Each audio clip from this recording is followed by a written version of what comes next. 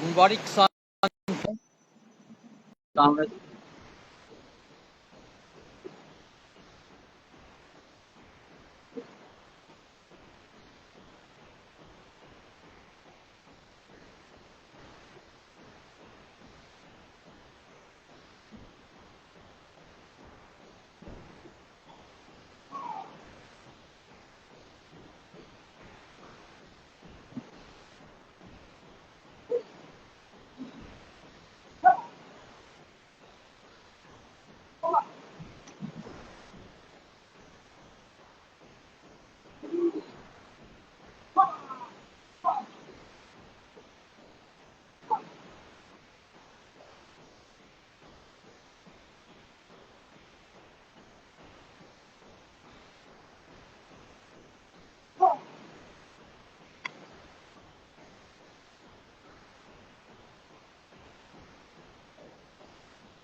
Բարի լույս,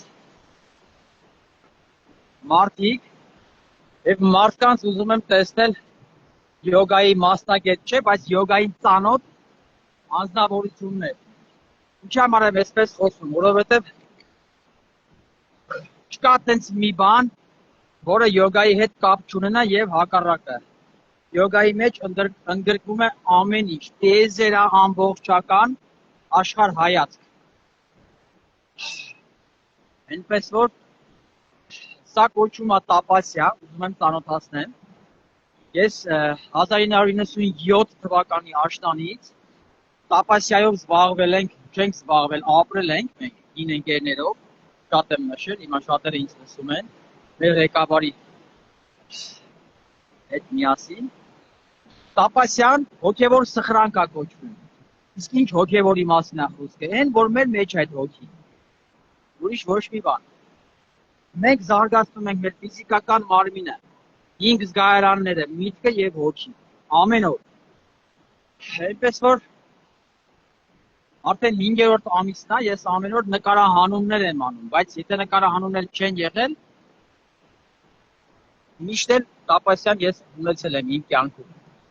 Ու շատ եմ ուզում, որ հիմա ես առաջին քայլը այսպես, որ